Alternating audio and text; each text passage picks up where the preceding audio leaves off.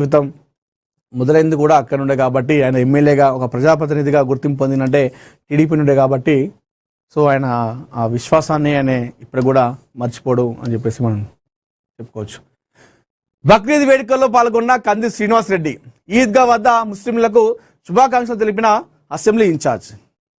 So నిన్న Adilabad in charge Congress party in charge అక్కడ కంది శ్రీనివాస్ రెడ్డి గారు బక్రీద్ వేడుకల్లో పాల్గొని అక్కడ అందరికి కూడా అలాయ్ బలాయ్ చేస్తూ మీరు చూస్తే అక్కడ కనిపిస్తుంది కోలాహలం అంతా. చిన్న పిల్లలను ఎత్తుకొని వాళ్ళని ఆలింగనం చేసుకొని అలాయ్ బలాయ్ తీసుకొని వాళ్ళకి శుభాకాంక్షలు తెలిపడం ఇదంతా కూడా ఆయన జరిగింది. సో కంది శ్రీనివాస్ రెడ్డి గారి గురించి చెప్పాలంటే కూడా సో మనం రాజకీయాల పక్కన పెడదాం. రాజకీయాలు ఉన్నా లేకపోయినా అంటే ప్రత్యక్ష రాజకీయాలు ఉన్నా లేకపోయినా ఆయన ప్రతిరోజు కొన్ని వందలాది మందికి అన్నం పెడుతున్నాడు ఆదిలాబాద్లో, ఆ జిల్లాలో పరిసర ప్రాంతాల్లో ప్రతిరోజు కూడా ఇప్పటికి కూడా. ఇది నిరంతర ప్రక్రియ.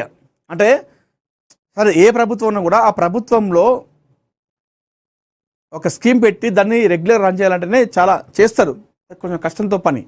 కానీ ఈయన తన ప్రజల కోసం ఆదిలాబాద్లో ప్రతిరోజు ఇది కొన్ని సంవత్సరాలుగా నడుస్తూ ఉంది. ఏదో ఒక నెల 2 నెలలు కాదు, నిర్విరామంగా కొన్ని సంవత్సరాలుగా నడుస్తూ ఉంది. ఆదిలాబాద్లో ఆయన కొన్ని వందల మందికి ప్రతిరోజు అన్నం పెడతా ఉన్నాడు అక్కడ చాలామంది కూడా.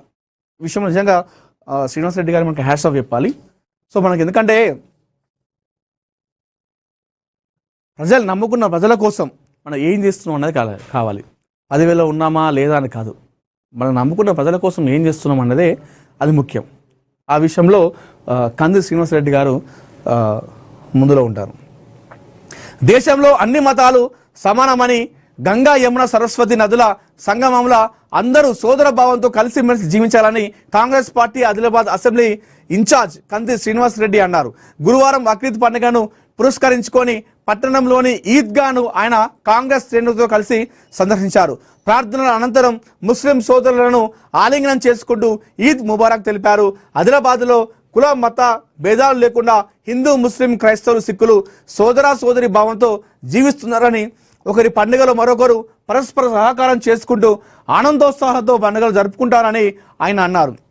ఇది ఇలాగే కలకాలం కొనసాగాలని, అన్ని మతాలు మత సామరస్యం పాటిస్తూ ఆనందంగా జీవించాలని ఆయన ఆకాంక్షించారు. త్యాగం, భక్తి, ప్రేమ, సహనానికి నిదర్శనంగా బక్రీద్ పండుగని నిలుస్తుందని ఆయన బక్రీద్ పండుగ ప్రత్యేకతను చాటి చెప్పారు. ఆదిలాబాద్ కాన్స్టిట్యున్సీలోని ముస్లిం సోదరి మనులకు ఆయన బక్రీద్ పండుగ శుభాకాంక్షలు తెలిపారు.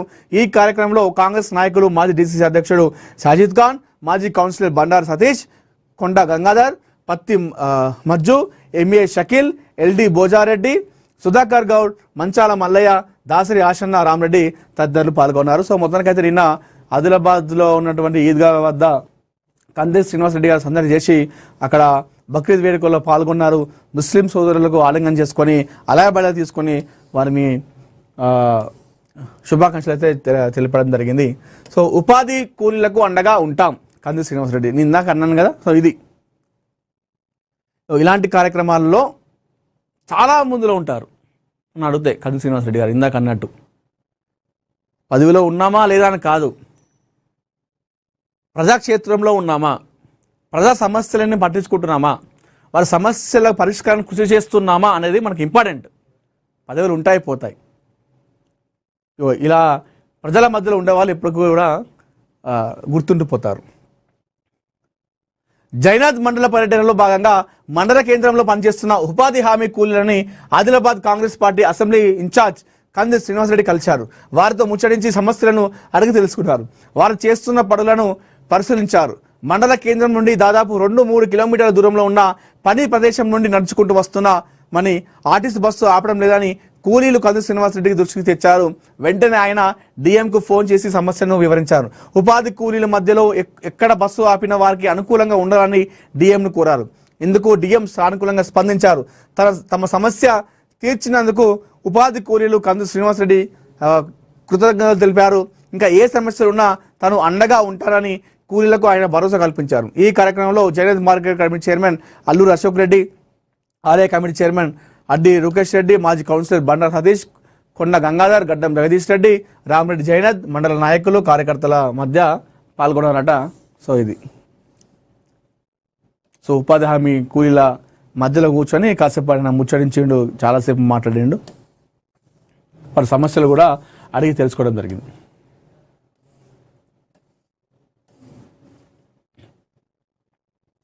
యువతకు ఉద్యోగాల వెల్లువాట. ఆంధ్రప్రదేశ్ రాష్ట్రానికి పెద్ద ఎత్తున పెట్టుబడులు తరలిస్తున్నాయని ఈ భారీ అవకాశాలను పుచ్చుకునేందుకు యువత అంకిత భావం నైపుణ్యాలతో సిద్ధంగా ఉండాలని రాష్ట్ర ఐటీ విద్యాశాఖ మంత్రి నారా లోకేష్ పిలుపునిచ్చారు.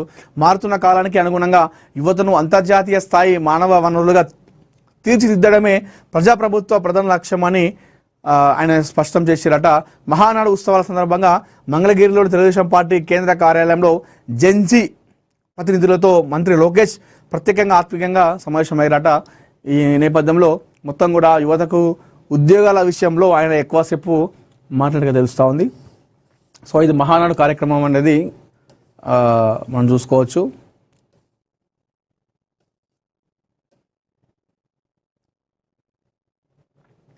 మంత్రి సీతక్కను మర్యాదపూర్వకంగా కలిసిన ఎమ్మెల్యే పాయం వెంకటేశ్వర్లు అట.